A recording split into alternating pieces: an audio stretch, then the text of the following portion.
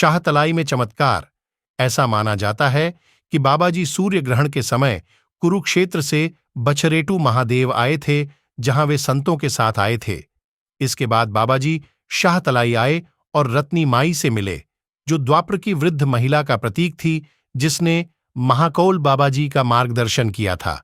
इस प्रकार बाबाजी को उस वृद्ध महिला द्वारा द्वापर युग में उनके लिए किए गए कार्यों की भरपाई करनी थी। इसलिए बाबाजी ने रत्नी माई का सबसे असुविधाजनक कार्य गाय चराना था। बाबाजी ने एक बरगद के पेड़ के नीचे अपना आश्रय बनाया। उसने रत्नी माई से कहा कि वह बरगद के पेड़ के नीचे ध्यान करेगा और गायों को एक साथ चराएगा। उन्होंने उससे ध्यान के बाद लेने के लिए रोटी और लस्सी वहीं छोड़ने के लिए कहा। बाबाजी ने रत्नी माई से वादा किया कि जब तक वह संतुष्ट रहेंगी तब तक वह उनके लिए काम करेंगे। 12 वर्ष तक सब कुछ ठीक ठाक रहा।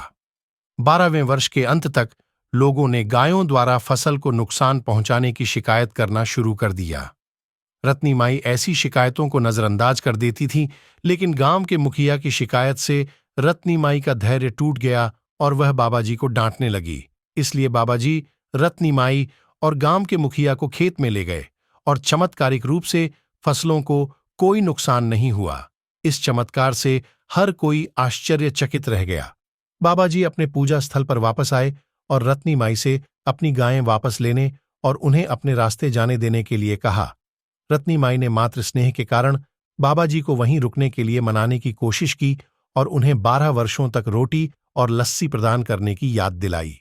बाबाजी ने जवाब दिया कि यह संयोग था और आगे पुष्टि की कि उन्होंने सारी रोटी और लस्सी सुरक्षित रख ली थी, क्योंकि उन्होंने कभी इनका सेवन नहीं किया था। यह कहकर बाबाजी ने अपना चिमाता बरगद के पेड़ के तने पर फेंका और 12 वर्षों तक बनी रहने वाली रोटियां निकल आईं। उन्होंने आगे उसी चिमाता को पृथ्वी पर मारा और लस्सी का एक झरना तालाब का आकार लेने लगा और उस स्थान को शाहतलाई के नाम से जाना जाने लगा। शाहतलाई से दूर जाने के बाबाजी के रुख पर रत्नी माई को अपनी अज्ञानता पर पश्चाताप हुआ। यह सब देखकर बाबाजी ने रत्नी माई से प्रेमपूर्वक कहा कि वह वनभूमि में पूजा करेंगे और वह उन्हें वहां देख सकती हैं। उन्होंने शाहतलाई से लगभग आधा किलोमीटर दूर एक गरना झाड़ी, एक कांटेदार झाड़ी के नीचे अपना धूना स्थापित किया। बरगद के पेड़ के खोखले के प्रतीक के रूप में एक आधी खोखली संरचना तैयार की गई है।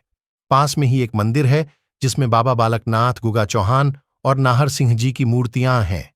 इस स्थान की मिट्टी का उपयोग मवेशियों के पैर की बीमारियों के लिए कृमिनाशक के रूप में किया जाता है।